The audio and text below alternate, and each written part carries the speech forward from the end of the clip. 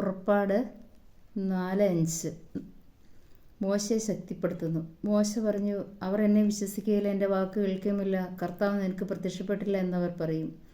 കർത്താവിനോട് ചോദിച്ചു, നിന്റെ കയ്യിലിരിക്കുന്നത് എന്താണ്? അവൻ പറഞ്ഞു, ഒരു വടി. അവിടുന്ന് കൽപ്പിച്ചു, അത് നിലത്തിടുക. അവൻ വടി നിലത്തിട്ടപ്പോൾ അത് സർപ്പമായി തീർന്നു.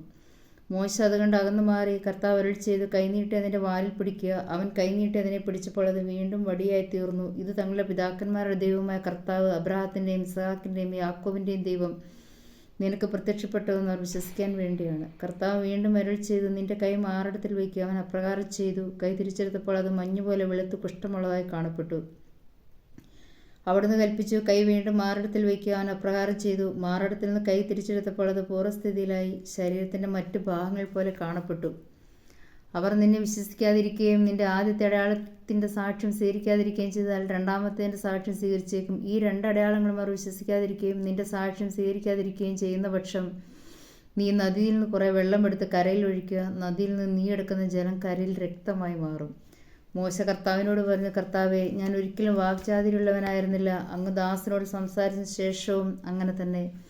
സംസാരിക്കുമ്പോൾ നാവിന് തടസ്സമുള്ളവനെന്ന് ഞാൻ. കർത്താവിനോട് ചോദിച്ചു, ആരാണ് മനുഷ്യന് സംസാര ശക്തി നൽകിയത്? ആരാണ് അവനെ മൂകനോ ബധിരനോ കാഴ്ചയുള്ളവനോ കുരുടനോ ആക്കുന്നത്? കർത്താവായ ഞാനല്ലേ?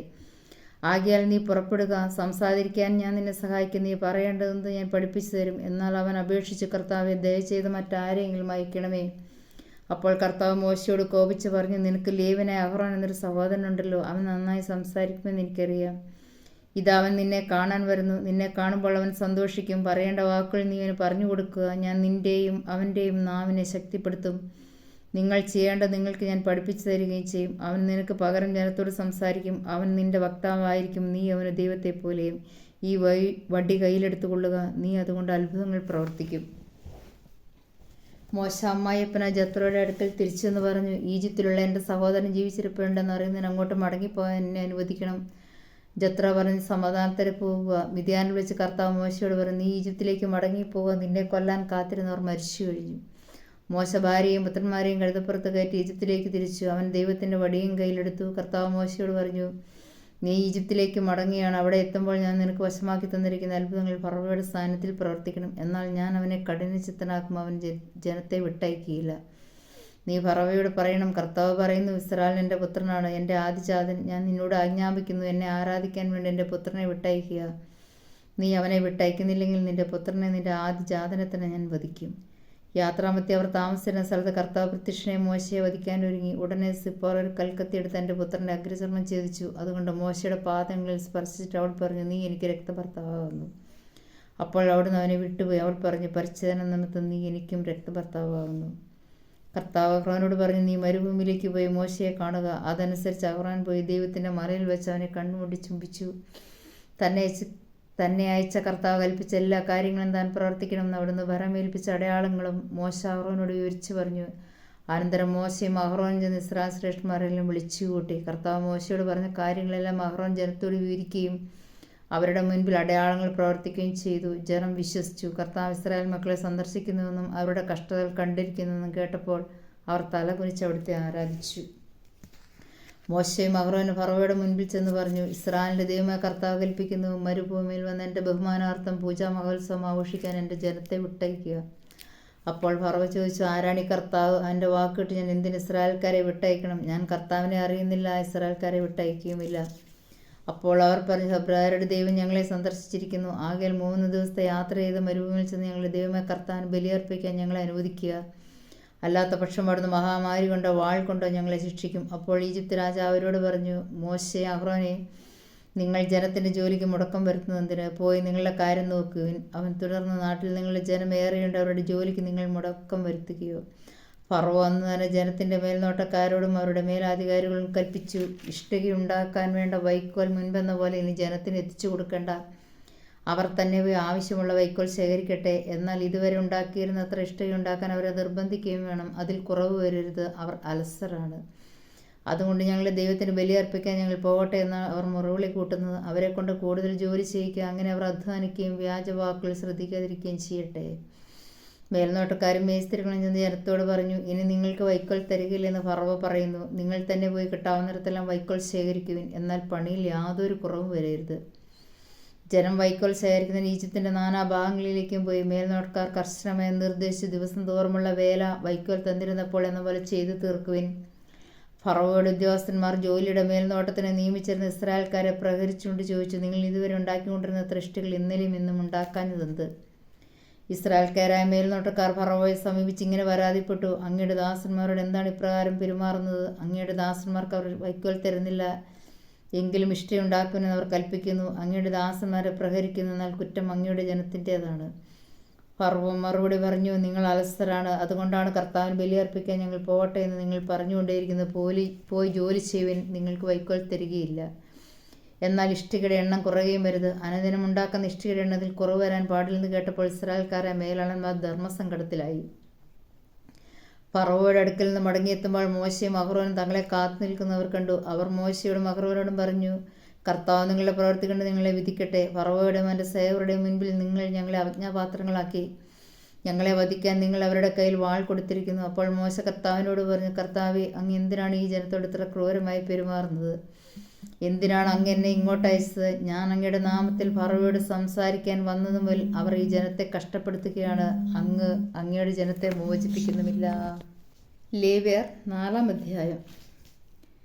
പാപപരിഹാര ബലി. കർത്താവ് മോശയോട് അരുളി ചെയ്തു, ഇസ്രായേൽ ജനത്തോട് പറയുക, ചെയ്യരുതെന്ന് കർത്താവ് വിലക്കിയിട്ടുള്ളവയിൽ ഏതെങ്കിലും ഒന്നിനെതിരെ ആരെങ്കിലും അറിവില്ലായ്മ മൂലം പാപം ചെയ്യുന്നതെന്നിരിക്കട്ടെ. ഇങ്ങനെ പാപം ചെയ്ത് ജനങ്ങളുടെ മേൽ കുറ്റം വരുത്തി വയ്ക്കുന്നത് അഭിഷിക്തനായ പുരോഹിതനാണെങ്കിൽ അവൻ ഊനമറ്റൊരു കാളക്കുട്ടിയെ കർത്താവിന് പാപപരിഹാര ബലിയായി സമർപ്പിക്കണം. അതിനെ സമാഗമ കൂടാരത്തിൻ്റെ വാതിൽക്കൽ അവിടുത്തെ സന്നിധിയിൽ കൊണ്ടുവന്ന് അതിൻ്റെ തലയിൽ കൈവച്ചതിന് ശേഷം അതിനെ കൊല്ലണം. അഭിഷിക്ത പുരോഹിതൻ കാളക്കുട്ടിയുടെ കുറേ രക്തമെടുത്ത് സമാഗമ കൂടാരത്തിലേക്ക് കൊണ്ടുവരണം. അവൻ തൻ്റെ വിരൽ രക്തത്തിൽ മുക്കി അതിൽ ഒരു ഭാഗം കർത്താവിൻ്റെ സന്നിധിയിൽ ശ്രീകോവിലിൻ്റെ തിരശ്ശീലയുടെ മുൻപിൽ 7 പ്രാവശ്യം തെളിക്കണം. പിന്നീട് രക്തത്തിൽ കുറച്ചെടുത്ത് സമാഗമ കൂടാരത്തിൽ കർത്താവിൻ്റെ സന്നിധിയിൽ ധൂപപീഠത്തിൻ്റെ കൊമ്പുകളിൽ പുരട്ടണം. ശേഷിച്ച രക്തം സമാഗമ കൂടാരത്തിൻ്റെ വാതിൽക്കലുള്ള ദഹന ബലിപീഠത്തിൻ്റെ ചുവട്ടിൽ ഒഴിക്കണം. പാപപരിഹാര ബലിക്കുള്ള കാളക്കുട്ടിയുടെ ആന്തരിക അവയവങ്ങളിലും അവയെ പൊതിഞ്ഞുള്ള മേധസ് മുഴുവൻ എടുക്കണം. അതിൻ്റെ ഇരുവൃക്കകളും അവയിലും അരക്കെട്ടിലുമുള്ള മേധസ്സും കരളിന് മുകളിലുള്ള നെയ്വലയും എടുക്കണം.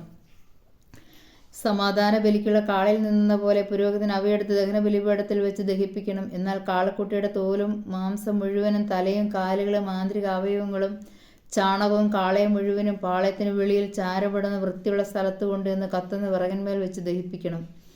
ചാരമിടുന്ന സ്ഥലത്ത് തന്നെ അതിനെ ദഹിപ്പിക്കണം. ഇസ്രായേൽ സമൂഹം മുഴുവൻ അറിവില്ലായ്മ മൂലം പാപം ചെയ്യുകയും കർത്താവ് വിലക്കിയിരിക്കുന്നുള്ള ഏതെങ്കിലും ഒന്ന് ചെയ്ത് കുറ്റക്കാരാവുകയും അക്കാര്യം അവരുടെ ശ്രദ്ധയിൽപ്പെടാതിരിക്കുകയും ചെയ്യുന്നുവെന്നിരിക്കട്ടെ. എന്നാൽ തങ്ങളുടെ പാവത്തെക്കുറിച്ച് അറിയുമ്പോൾ പാപപരിഹാര ബലിക്കാൻ സമൂഹം മുഴുവൻ ഒരു കാളക്കുട്ടിയെ കാഴ്ചവെക്കുകയും അതിനെ സമാഗമ കൂടാരത്തിൻ്റെ വാതിൽക്കൽ കൊണ്ടുവരികയും വേണം. സമൂഹത്തിലെ ശ്രേഷ്ഠന്മാർ കർത്താവിൻ്റെ സന്നിധിയിൽ വെച്ച് കാളക്കുട്ടിയുടെ തലയിൽ കൈകൾ വയ്ക്കണം. അതിനെ അവിടുത്തെ മുൻപിൽ വെച്ച് കൊല്ലണം. അഭിഷിക്തനായ പുരോഹിതൻ കാളക്കുട്ടിയുടെ കുറേ രക്തം സമാഗമ കൂടാരത്തിലേക്ക് കൊണ്ടുവരണം. അവൻ രക്തത്തിന് വിരൽ മുക്കി കർത്താവിൻ്റെ സന്നിധിയിൽ തിരശ്ശീലയ്ക്ക് മുൻപിൽ 7 പ്രാവശ്യം തെളിക്കണം. കുറേ രക്തമെടുത്ത് സമാഗമ കൂടാരത്തിൽ കർത്താവിൻ്റെ സന്നിധിയിലേക്കുള്ള ബലിപീഠത്തിൻ്റെ കൊമ്പുകളിൽ പുരട്ടണം. ബാക്കി രക്തം സമാഗമ കൂടാരത്തിൻ്റെ വാതിൽക്കലുള്ള ദഹന ബലിപീഠത്തിൻ്റെ ചുവട്ടിൽ ഒഴിക്കണം. അതിൻ്റെ മേധസ് മുഴുവനും എടുത്ത് ബലിപീഠത്തിൽ വെച്ച് ദഹിപ്പിക്കണം. പാപപരിഹാര ബലിക്കുള്ള കാളക്കുട്ടി എന്ന പോലെ ഈ കാളക്കുട്ടിയും ദഹിപ്പിക്കണം. അങ്ങനെ അവർക്ക് വേണ്ടി പുരോഹിതന് പാപപരിഹാരം ചെയ്യണം. അപ്പോൾ അവരുടെ കുറ്റം ക്ഷമിക്കപ്പെടും. അനന്തരം കാളയെ കൂടാരത്തിന് വെളിയിൽ കൊണ്ടുപോയി ആദ്യത്തെ കാളയെ ദഹിപ്പിച്ചതുപോലെ ദഹിപ്പിക്കണം. ഇത് സമൂഹത്തിന് വേണ്ടിയുള്ള പാപപരിഹാര ബലിയാണ്. ഒരു ഭരണാധികാരി തൻ്റെ ദൈവമായ കർത്താവ് വിലക്കിയിട്ടുള്ളവയിൽ എന്തെങ്കിലും ഒന്ന് അറിവില്ലായ്മ മൂലം ചെയ്ത് കുറ്റക്കാരനാകുന്നുവെന്ന് ഇരിക്കട്ടെ. അവൻ തൻ്റെ തെറ്റ് മനസ്സിലാക്കുമ്പോൾ ഊനം മറ്റൊരു കോലാട്ടിൻമുട്ടനെ കർത്താവിന് ബലിയർപ്പിക്കണം. അവൻ അതിൻ്റെ തലയിൽ കൈവയ്ക്കുകയും കർത്താവിൻ്റെ സന്നിധിയിൽ ദഹനബലിക്കായ മൃഗങ്ങളെ കൊല്ലുന്ന സ്ഥലത്ത് വെച്ച് അതിനെ കൊല്ലുകയും വേണം. ഇതൊരു പാപപരിഹാര ബലിയാണ്. പുരോഹിതൻ കുറച്ച് രക്തമെടുത്ത് അതിൽ വിരൽ മുക്കി ദഹനബലിപീഠത്തിൻ്റെ കൊമ്പുകളിൽ പുരട്ടണം. ശേഷിച്ച് ബലിപീഠത്തിൻ്റെ ചുവട്ടിൽ ഒഴിക്കണം. അതിൻ്റെ മേധസ് മുഴുവനും സമാധാന ബലിക്കുള്ള മൃഗത്തിൻ്റെ മേധസ് പോലെ ബലിപീഠത്തിൽ വെച്ച് ദഹിപ്പിക്കണം. അങ്ങനെ പുരോഹിതൻ അവൻ്റെ പാപത്തിന് പരിഹാരം ചെയ്യണം. അപ്പോൾ കുറ്റം ക്ഷമിക്കപ്പെടും.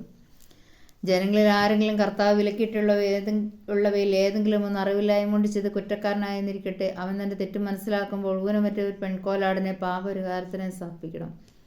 അവൻ ബലിമൃഗത്തിൻ്റെ തലയിൽ കൈവയ്ക്കുകയും ദഹനബലിക്കുള്ള സ്ഥലത്ത് വെച്ച് അതിനെ കൊല്ലുകയും വേണം. പുരോഹിതൻ കുറച്ച് രക്തമെടുത്ത് അതിൻ്റെ വിരൽ മുക്കി ദഹനബലിപീഠത്തിൻ്റെ കൊമ്പുകളിൽ പുരട്ടുകയും ശേഷിച്ചത് ബലിപീഠത്തിൻ്റെ ചുവട്ടിൽ ഒഴിക്കുകയും വേണം. സമാധാന ബലിക്കുള്ള മൃഗത്തിൽ നിന്ന് മേധസ് മാറ്റിയെടുക്കുന്ന പോലെ അതിൻ്റെ മേധസ് മുഴുവൻ എടുത്ത് പുരോഹിതൻ കർത്താവിന് പ്രീതികരമായ സൗരഭ്യത്തിനെ ബലിപീഠത്തിൽ വെച്ച് ദഹിപ്പിക്കണം. അങ്ങനെ പുരോഹിതൻ അതിനുവേണ്ടി പരിഹാരം ചെയ്യണം. അപ്പോൾ തെറ്റ് ക്ഷമിക്കപ്പെടും.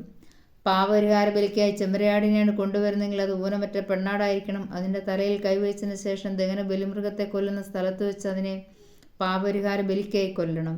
പുരോഹിതൻ അതിൻ്റെ കുറച്ച് രക്തമെടുത്ത് അതിൻ്റെ വിരൽ മുക്കി ദഹന ബലിപീഠത്തിൻ്റെ കൊമ്പുകളിൽ പുരട്ടണം. ശേഷിച്ച് ബലിപീഠത്തിൻ്റെ ചുവട്ടിൽ ഒഴിക്കണം. സമാധാന ബലിക്കുള്ള ആട്ടിൻകുട്ടിൽ നിന്ന പോലെ അതിൻ്റെ മേധസ് മുഴുവൻ എടുക്കണം. പുരോഹിതൻ അത് കർത്താവിന് ദഹനബലിയെ ബലിപീഠത്തിൽ വെച്ച് ദഹിപ്പിക്കണം. അങ്ങനെ പുരോഹിതൻ അവൻ്റെ പാപങ്ങൾക്ക് പരിഹാരം ചെയ്യണം. അപ്പോൾ കുറ്റം ക്ഷമിക്കും. സങ്കീർത്തനം 46-ാം അധ്യായം. ദൈവമാണ് നമ്മുടെ അഭയവും ശക്തിയും. കഷ്ടതകൾ അവിടുന്ന് സുനിശ്ചിതമായ തുണയാണ്. ഭൂമി ഇളകിയാലും പർവ്വതങ്ങൾ സമുദ്രമധ്യത്തിൽ അടർന്നു പതിച്ചാലും നാം ഭയപ്പെടുകയില്ല. ജലം പതഞ്ഞുയർന്നിരമ്പിയാലും അതിൻ്റെ പ്രകമ്പനം കൊണ്ട് പർവ്വതങ്ങൾ വിറകൊണ്ടാലും നാം ഭയപ്പെടുകയില്ല. ദൈവത്തിൻ്റെ നഗരത്തെ, അത്യുന്നതൻ്റെ വിശുദ്ധ നിവാസത്തെ സന്തുഷ്ടമാക്കിക്കൊണ്ട് ഒഴുകുന്ന ഒരു നദിയുണ്ട്. ആ നഗരത്തിൽ ദൈവം വസിക്കുന്നു. അതിന് ഇളക്കം തട്ടുകയില്ല.